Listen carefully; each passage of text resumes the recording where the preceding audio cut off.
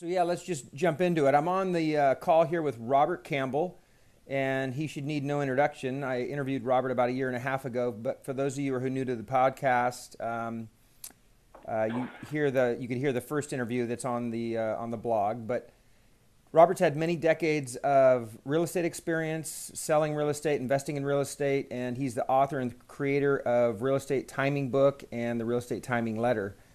And you probably got some new stuff going on that I don't even know about, Robert. But anyway, Robert, thanks for joining me again, and I'm excited and I guess a little nervous to hear what you're thinking these days. But just to kind of kick it off and to maybe follow on from our prior call, this is about a year and a half ago. I think we recorded the first one in October of 2016, and you were predicting within a few months that we'd see a pretty sharp correction, especially in the San Francisco Bay Area, and then I think you were saying something to the effect that we'd see that in even Southern California. And since most of my listeners and followers are definitely California based and probably more in the Bay Area, I'm just curious what has changed and what's the data telling you these days? First off, let me address an important point you make, Rod. Me personally, as an investor and as somebody that gives information to other investors, it's healthy to be nervous all the time. The first rule of money is don't lose it. So you should always be nervous. I learned that many years ago. I mean, I'm sure I'm a lot older than most of the people on this podcast, if not all. I'll be 71 years old next month, and I used to watch religiously an old stock market show put on by Louis Rukeyser. You ever heard that name? Yeah, I have. Yeah. It was on for 20 years. It was very popular, and a guy named Marty Zweig, who is a legend in the stock market business, and he was one of his regular guests that he had on there, and Marty's investment success was always better than everybody else's. And when he came in, they always had a panel of 2 or 3 people. And when he asked Marty, he said, "Marty, how do you feel about today's market conditions?" And Marty, one of the first things he said, "Well, I'm nervous about it." And Louis would always say, "Damn it, Marty, you're always nervous. You always say that, but you've got the best track record of any of the guests I ever have on this show." And Marty used to always laugh, but in the business of investing, playing defense is more important than playing offense. You have to play both, of course, but not losing money is the key to long-term success. So I'd like to reemphasize that with everybody. And thank you for refreshing my memory about October of 16. At that point in time, I did believe that the San Francisco housing market was close to a major reversal as far as price trends go, because the affordability index got down to 11 or 12%, which is historically where it has always turned in the last 30, 40 years. My timing model never gave a signal, nor did I personally tell everybody to get out of the market, because that's only one indicator, and you should never rely on one indicator to make major investment decisions. But it never it never came about, and the market has, in the Bay Area, has rocketed up higher, especially in the Bay Area, as well as continued higher in throughout California. So even though you sense these things, sometimes I issue warning signs based on indicators that have been historically reliable, that you just can't act on prematurely on these indicators, because missing out on selling too soon is just as bad as selling too late, in my opinion. So, but the stay invested signal has held since that period of time. But when San Francisco affordability got down to those levels, my God, housing prices had in the Bay Area had doubled in 4 years, Rod. Yeah. I mean, that's bubble stuff, my friend. I know it. I've actually seen it, and I believe it, and I know it, and then you just keep seeing the market go up, and that's the challenge. Right. Is for guys that are making their living in that market, in that industry, and if you sit on the sideline too long, you'll run out of gas in a lot of cases. So, I'm just, I think of the, cautious. I've been cautiously optimistic over the last couple years. Although I have to say, especially after our call, because I sold some property thinking, I'd park some money on the sidelines and wait for this thing to unravel, and it really hasn't happened. And so I didn't get completely out of the market, but I definitely slowed down on the buying side. And you look back and everyone looks like heroes, and you could have done a lot more. So I'm having the same conversation with my team. But you did just fine. But the key point is we all learn. I wrote my book Timing the Real Estate Market 16 years ago, and the one of my long-term subscribers, I just got off the phone with him 5 minutes ago before we started this call. He said, "Mr. Campbell, I can't tell you how much I appreciate your work." He said, "You made me $10 million. And I said, "That is so great. I'm so glad to hear it, because, that's what life's all about is helping people do things in life like that. However," and he said, "I can't believe you still answer your phone." I said, "I have either doubled or tripled my level of knowledge by answering my own phone over the years. And that is so true. I have honed my craft down to the point that you can give me any major city in the United States, and as long as you present me with the right data for me to look at, I can tell you where that market's going up or down now. I can almost do it in my sleep." But I think it takes for those of you that are in business for yourself or thinking about going in business, there's an old saying: it takes 20 years to master your craft. So I've only got 4 more years to go. Yeah. I mean, you can never become complacent, Rod. I mean, about what you do. And so that call back then, once affordability in the city hit 11%, and housing prices had gone from 800,000 or 750,000 up to 1.5 million. I mean, those had all the signs of the top of the bubble. But right. I mean, so then I've been extra cautious watching that market. However, right now the median price in the Bay Area is almost $1.7 million. Can you believe that? Yeah, no, it's crazy. It's absolutely crazy. You look at deals and you scratch your head and you think, it just can't be that high for that house in that neighborhood and that market, and it is. The reality is, and not to mention a lot of them, go like there's nothing left. They're on the market for 5 minutes and they sell for even a bigger number than you thought. The correction in the Bay Area market is going to be epic. Epic. And the reason I know that is I read history books. I've studied history books. The best way to predict the future is to study the past. And to a certain degree, that's unbelievably true. And so that's not going to maintain itself up there. Interestingly, right now, I don't know if you and your listeners or followers are familiar with the Toronto real estate market. I just read a report in the last couple of days. The Toronto real estate market has been, as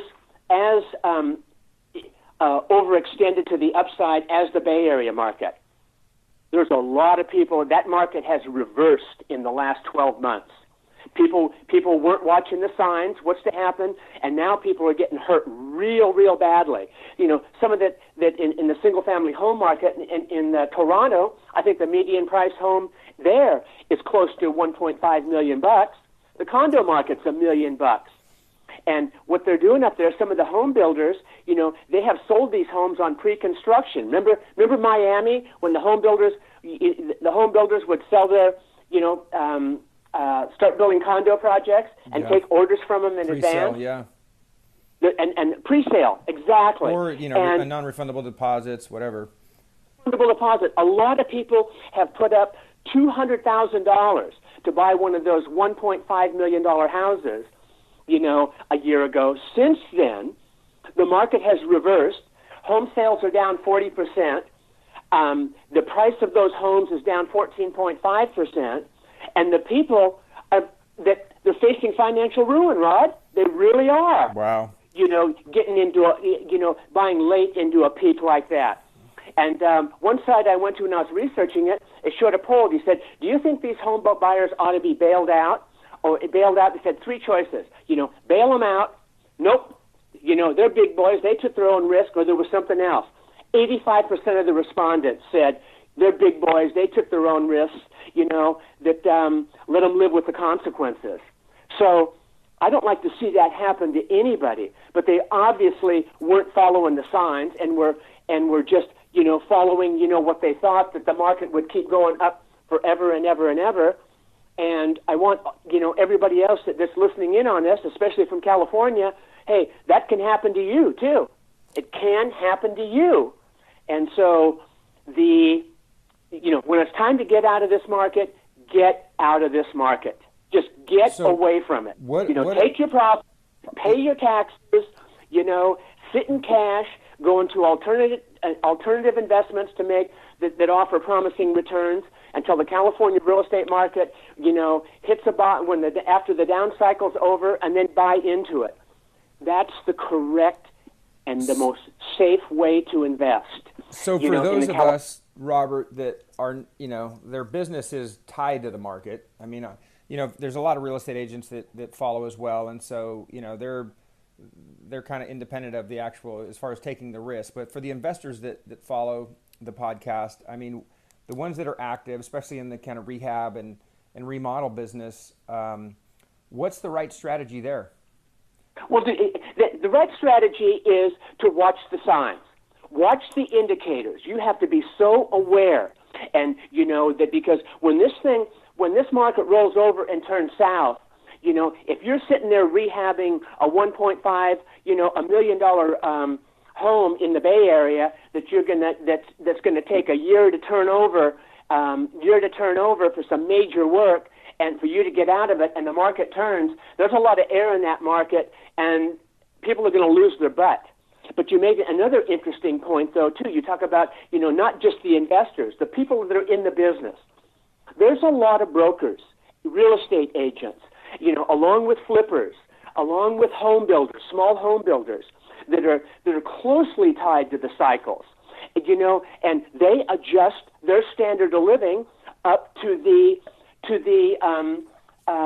good times they've been experiencing the last 5 or 6 years. They're making great commissions. Their business is great, and when the market rolls over, Rod, you're going to see that those, if you were making $150,000 in commissions in 2017 and the market rolls over, you're not going to make $150,000 in commissions in 2018 or 2019.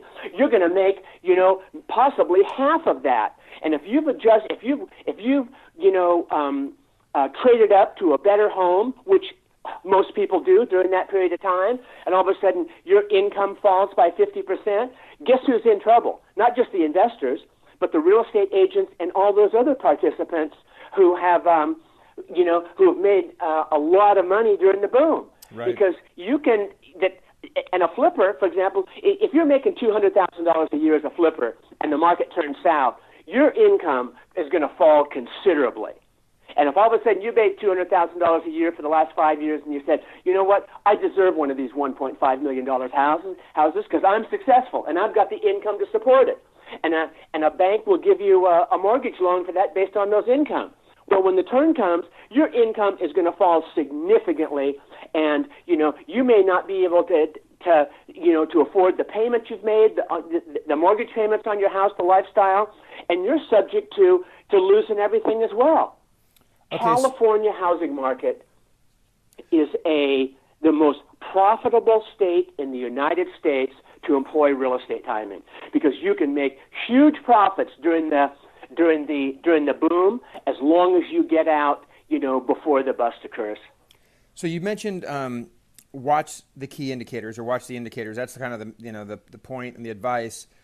Right. You have 5 that you track based, that basically the results in your model and your timing letter. Right. Is there 1 or 2, or what are you seeing now? Number one, as far as, and again, I'm focused, I've got actually some stuff going in Southern Cal, so I'm I'm pretty interested in what's going on in the Orange County area, but also San Francisco Bay Area is where I'm pretty active and most of my followers are. So does it make sense to look at one or two, or it's a combination of all five, and do they just need to sign up for your letter, or is there something that you can do? Because I feel like I hear what you're saying, and I've kind of had the going back to the whole be nervous. I've had that in the back of my mind, and it's been driving some of the activity. But at the same time, you just keep seeing things go up and to the right. So, if we're going to look at the indicators, what are they? Which ones are they? And then at what point do you say, you know what, I'm out, I'm going to just sit on the sidelines? Well, that's a very good question, of course. And let me go over the five key indicators that I use that I use to identify the trend of the market and when the trend reversals occur. Number one is existing home sales. Number two is new home building permits. Number three is notice of defaults. Number four is foreclosure sales. And number five is interest rates. Right now, what we're seeing, I don't know if you're aware of it, but sales in California in general, Rod, are flat to slightly down.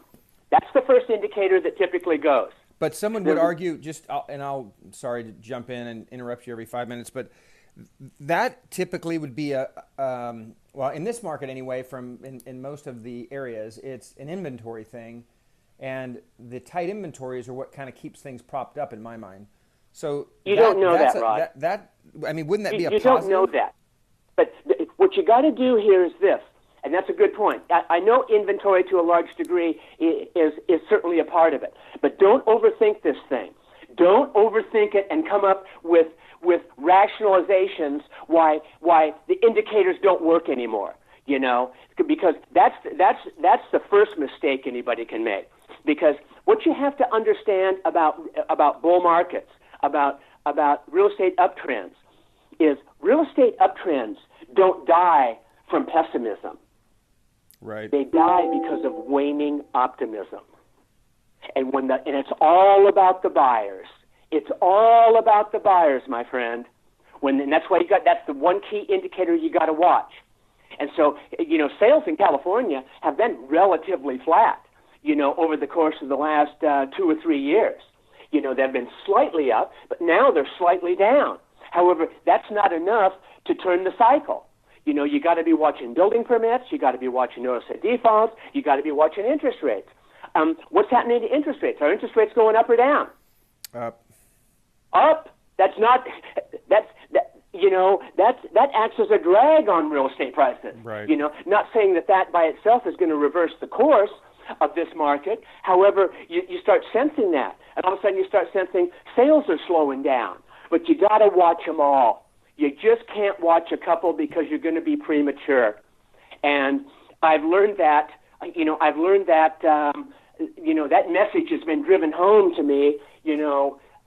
Very loudly and clearly over the course of the last 16 years, because you want to stay in there as long as you get. You don't want to exit the market too prematurely.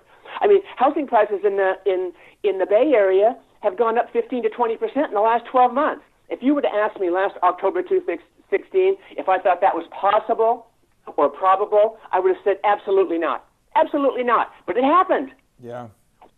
What you have to understand about markets is that nobody knows what's going to happen in the future. My key indicators, they give you a 3 to 6 months advance warning about what's going to happen. But what's going to happen 1 year, 2 year, or 3 years out, nobody can possibly know.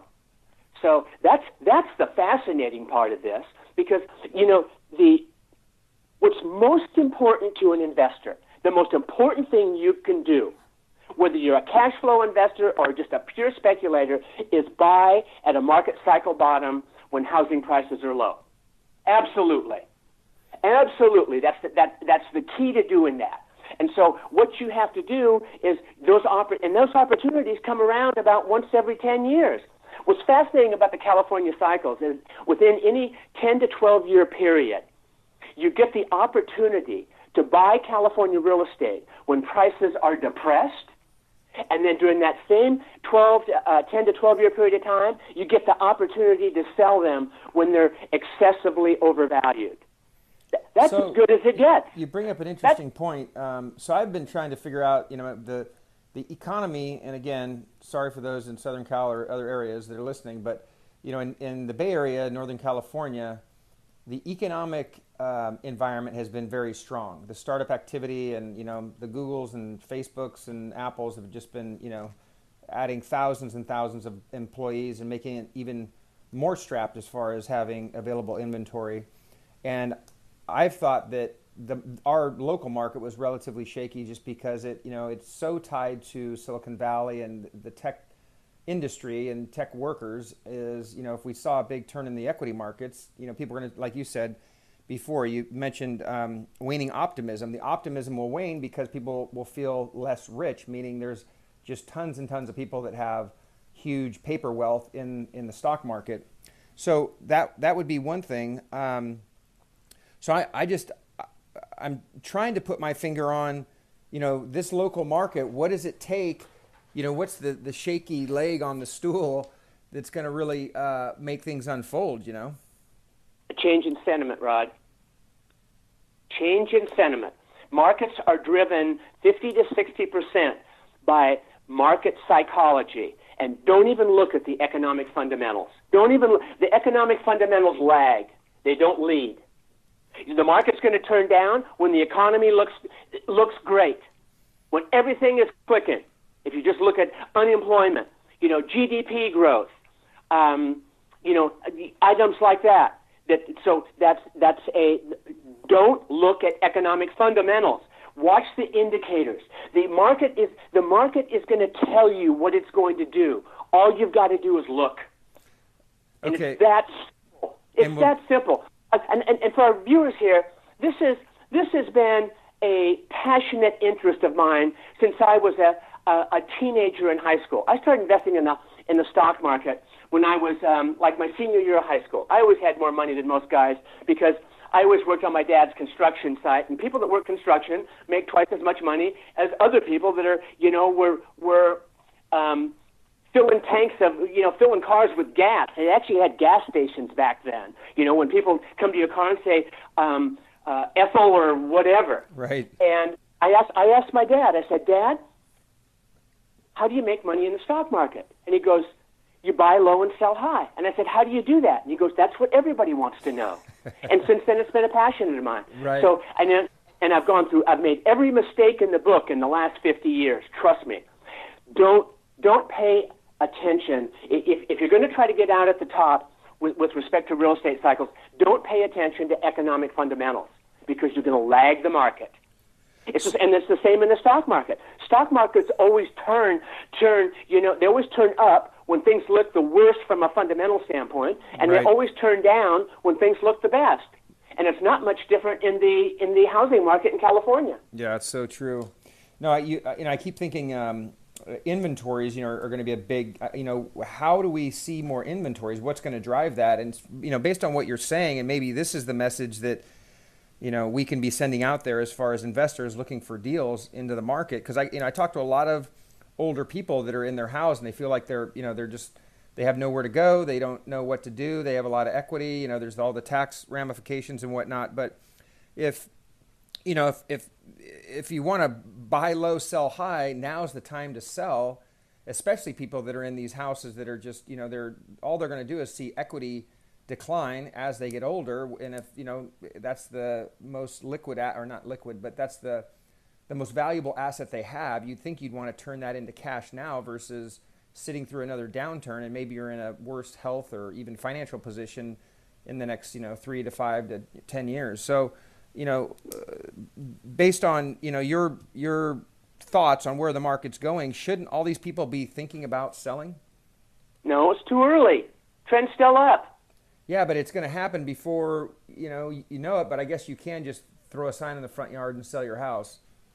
We don't know yet, though. I mean, if housing prices are appreciating 15 to 20% in the Bay Area, and let's say the market doesn't turn for another 2 years, you've lost a lot of money by prematurely exiting the market. When you got the wind at your back, let it ride. Keep it on there. Don't fight the trend. Don't go against the trend. The trend is still up. So Now, look, it and feels here's contradictory. It feels contradictory. We're basically saying the indicators are showing, based on appreciation and what we've seen, that the probability of the market going down, and even sharply going down, is way higher than going up, which is what most of the real estate community that I communicate with, they're like, oh yeah, things are going to be great this year and probably next year, and it's just going to keep going up. And thereafter, and thereafter, and thereafter, into the distant future. Right, that's what they say. Exactly. Well, what you have to understand is that, and I didn't explain this, the key indicators, the 5 key indicators that I use are leading indicators to changing price trends. That if you wait for the price to change, before you see prices change in any significant way, you're going to be late. So you need indicators. These indicators are going to precede price changes in price. And that will give you a 3 to 6 month window to exit the market when things are still relatively hot, and it shouldn't be a problem whatsoever for you to get out of the market. Now the only thing that would change that is, let's say, for instance, that there's some major global event occurred, like the onset of a world war. Now, I haven't had any experience with that and looking at data and how markets adjust to that. But if that's the case, that's not going to be good for real estate values. That's not going to be good for the stock market by any means. All bets are off, yeah. All bets are off. But, that's still a low probability event. So, don't base it on speculative, ideas that you may have. But you're going to get the opportunity to exit the market properly. Now, let me make one other point. If you're worth $5 or $10 million bucks, you have $5 or $10 million bucks of net worth, and you exit the market too early, and that you could have made another couple million bucks, that's fine. You're still going to have and you're older, you're still going to have a very comfortable retirement. However, most people are not in that category, Rod. The average baby boomer is not in that category. In the Bay Area, you guys have been blessed, if not lucky. I mean, don't discount luck in this world, by super appreciation in housing prices. Super appreciation. But so the average individual, like let's say you live in San Diego or Bakersfield or Sacramento, for example, you're not going to have because of your real estate holdings, most of that, you may not have a $5 or $10 million net worth. Your net worth maybe only be $500,000. Now, if you lose half of that because you're dumb and didn't know how to exit the market correctly, now you're down to $250. You're retired. Your sources of income are gone. Now you're going to be in the same boat, as most other Americans, where you're going to be fighting to finance yourself for the rest of your life, because we're all going to live to be 90 years old, whether you like it or not. So this is a high stakes game we play here. No and question. Especially in California, because rents are high, housing prices are high, the cost of living is high. The cost of living, if you compare all 50 states in the U.S., California has the 3rd or 4th highest cost of living. Number 1 is Hawaii, and number 2, a close 2, 3, and 4 are like Connecticut and New York and Massachusetts. We're all in there. But it takes a lot of money to live in California. And if you've lived in California a long time, like I have my whole life, I'm not moving out. I don't care if housing prices go to 0, because, with respect to the house that I live in, because I own it. And if it goes to 0, in fact, I kind of hope it does, because I live in a nice neighborhood, and I'll buy up the homes. Of course, but yeah. All people are in that same boat, and I don't have a $5 or $10 million net worth. But I've got adequate savings. I don't owe a lot of money. I've got a good business. See, I'm 71. I'll be almost 71 years old, and my business, after 16 years of being in business, it just gets a little stronger every year. And for those of you that are younger, let me tell you, aside from your health is the number 1 investment. Anybody that doesn't take care of their health is just foolish. But the the second best investment in the world is a good business, because it's a steady source of income. And all of a sudden, if you're retired and don't have that steady source of income, and you're counting on housing prices to keep appreciating, when the trend turns and you're retired and you were hoping to get out of some of your rental properties, to support, a long-term financial plan so that you're in good shape financially, if you don't sell on time, you could get hurt real badly. Right. So One thing I've noticed, the older I get, the smarter I get, Rod. Rod, how old are you? I don't know. Yeah, I'm 52 now. I was 50 when we Okay, so spoke. you're not a young kid. Like my dear old dad used to say, he said, never take advice from anybody under 50 years old. And I said, why is that, Dad? And he said, because he hasn't had his head in a cement mixer enough times. Right. No, absolutely. My dad was a builder developer for over 50 years. So, and believe me, is any business in California or in general more volatile than the real estate development business? Not that I'm aware of. Yeah, I'm not aware of either. So I know we're running out of time, Robert. I have to go back, and again, I'm jumping around a little bit, but you made the comment, you had a client that you made him $10 million. How did you do that? Because he sold high, and then he bought back low. And he was in Bakersfield. And he's freaking Bakersfield. He got out of the bubble and then bought back in at the bottom. And he just called me to resubscribe to my timing letter. He said, because I'm exiting this market on your cue, Mr. Campbell. Okay, I'm exiting on this cue. That's a plug, and we'll share with everyone at the end how you can get where you go to find Bob. But that's the cue right there. Just follow the timing letter, and you'll be ahead of the game. The secret of success. I mean, I am not a buy and hold investor. I am not a cash flow investor. I've been around long enough. I know what can happen during hard economic times or down economic times, during recession economic times. The income, cash flow can go down. For example, let's look at the Bay Area, for example. Do you know rents on a year-over-year basis in the Bay Area are down like 10% in the past year?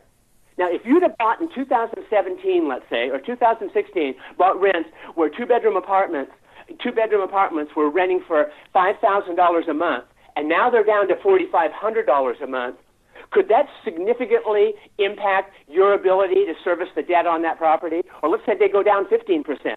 Yeah, cash flow can change. Cash flow can change dramatically. So if you're a cash flow investor, if that's the way you want to do it, whatever you do, if you're a buy and hold investor, whatever you do, buy at the market cycle bottom, because when you do that, as far as cash flow, you get more cash flow for every dollar invested than you will at any other point in the cycle. For example, let's say you buy at the market cycle bottom and your cash flow with let's just arbitrarily say a 20% down payment is 8% per year, cash on cash. At the top, it's probably going to be 4%. So if all of a sudden, if rents go down 4% now, and you've factored that into your lifestyle and everything, that's what it takes to service the debt is 4% cash flow, and the 4% cash flow goes away, and now you're coming out of pocket. You're in trouble, dude. It's painful. You are in trouble. And over the course of the last, I like to tell people, I was born on a building site because it's not far from the truth. I've seen good times and I've seen bad times more than most people. And you know what that develops? It develops a respect for the cyclicality of housing markets. I remember one year my dad built a spec home in Rancho Santa Fe, which is a very high-end market down here in Southern California. That didn't sell. So guess what we were living in 6 months later? Yeah, move right in. The high-end home in Rancho Santa Fe. Yeah. I mean, that's what you got to do to survive. My dad, I am so proud of him. He never went broke being in that business. And that's a rare thing for anybody in the real estate development business, not to go broke. No, definitely. One thing, he came out of the Depression. He was a little boy during the 1930s, and he never forgot that. And he always told me, he said, if you can't write a check for it, kid, you can't afford it. And the only thing I've ever financed in my life is real estate. Cars, no. Like, I don't care if I'm going to buy a new Porsche. If it costs $70,000, if I can't write a check, I don't buy it. And I bought a few. Yeah, no, but it's it was great always advice. been cash. Leverage can really work against you. And I hope none of our listeners feel that this is negative anyway. this is very conservative advice. Well, it is. It is, but it feels like, I mean, just to look at the message. It seems like we're saying the obvious, which is buy low, sell high, and I don't know of anyone who's active in real estate that can sit on the sidelines, at least not very long. And the geniuses we've seen in the market. I mean, back in the last downturn, the guys that took all the chips off the table in '07 and then bought back in 10 and 11. I mean, obviously they looked like geniuses, I guess, but it's very unrealistic that not only do we have those kind of that time horizon where you could just hang out and do nothing for a while, wait to see what happens, because I feel like if you did that, and I know you're saying look at the indicators and act accordingly, and we haven't seen enough to say, hey, go to the sidelines, but I don't know, the buy low, sell high is very, very difficult to do, and very few people do it. It's not hard. What I've learned, if it was hard to do and in any way subjective, that it's about 90% objective and 10% subjective. It's not hard to do at all. Maybe because I have so much more experience in the markets, starting from high school. I've studied timing systems for the last 50 years. That's why I have a level of confidence that most people don't have, because I've got the experience. I've experienced the mistakes, and we learn more from our mistakes than we do our successes. And with respect to real estate, just go back. In fact, I'm right now in the process of publishing the 5th edition of my book that takes us all up through, the indicators through 2018. And going back to the early 2000, almost 40 years of data. And, as far as, California housing markets go, my indicators correctly show the direction of the housing market, what direction it's going to take going forward, 85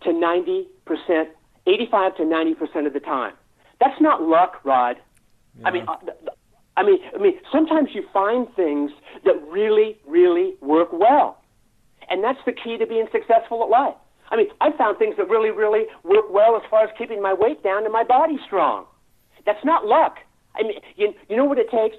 It takes a system. You got to find the right system. And I don't care whether you invest in the stock market, you invest in the real estate market, you have a business that you want to keep healthy and strong. You have to have a system.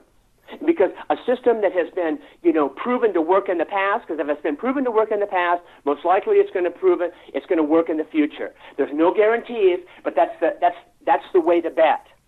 And so, I understand what you're saying, but I don't want the listeners here to think that this is all speculative, that I'm sitting here, following astrology or something, determining the best time to buy and sell, or that other people have to too, have to do this. Right. It's amazingly accurate. If you know where to look, the market's going to tell you what to do. Most people are too lazy.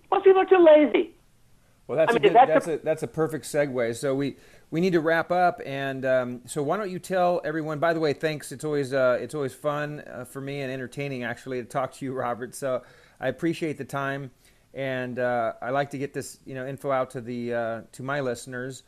Okay. Can you share where? I mean, you have the new book coming out. It sounds like, and can you share where they could find you? Okay, they can go to realestatetiming.com, realestatetiming.com, and they can learn all about me. They can see how accurate. In fact, if you go to the homepage on realestatetiming.com, you can see. I think it's for Los Angeles, going back like 30 years or so, that there's been 4 signals generated, and look how accurate they were as far as identifying the peak and the bottoms of each market.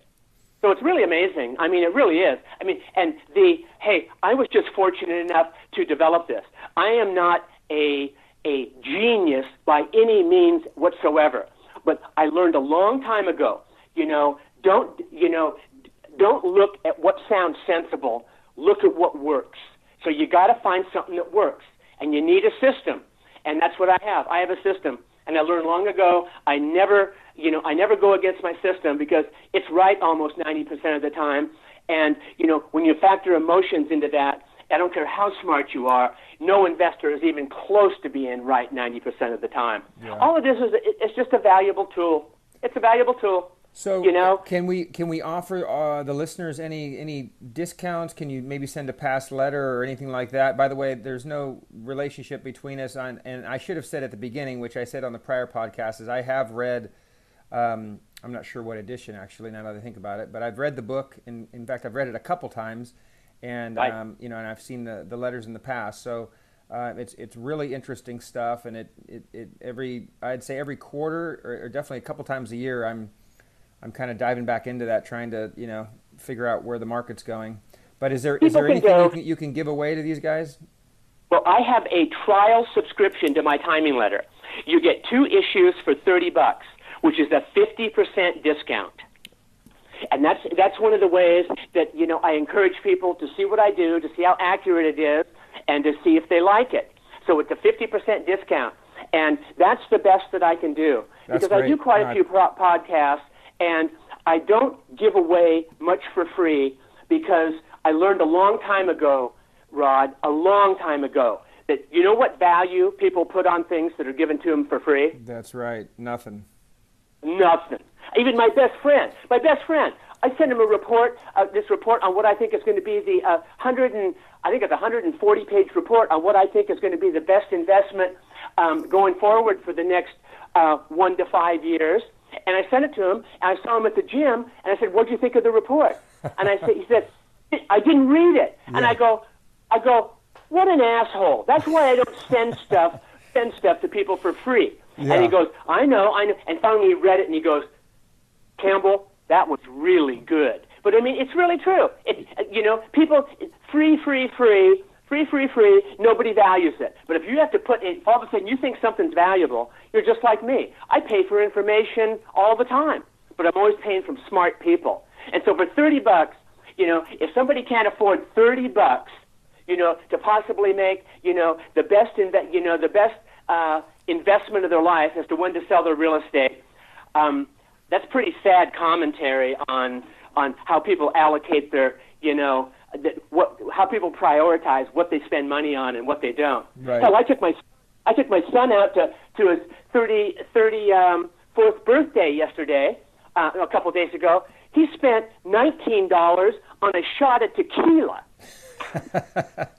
Well, if you don't follow the timing letter or spend that 30, you'll be probably spending 10x that on tequila when the market turns and we've missed it.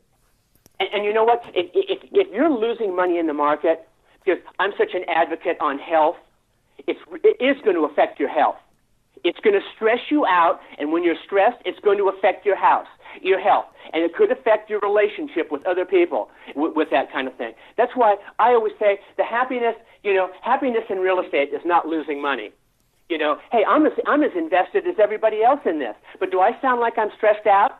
No, you always sound really positive, and I know you are at 71 years old. I know you're a health fanatic, and you sound great and tons of energy, and you're probably still getting up at 5:30 in the morning. Yes, I do. That's awesome. Well, thanks again, Robert. I appreciate. Always fun to interview you, and I also appreciate the, offering up the trial, and we'll send everybody to realestatetiming.com, and I appreciate it, and thank you much for having me again. We'll talk very soon. Okay, bye. Thanks again. You're welcome.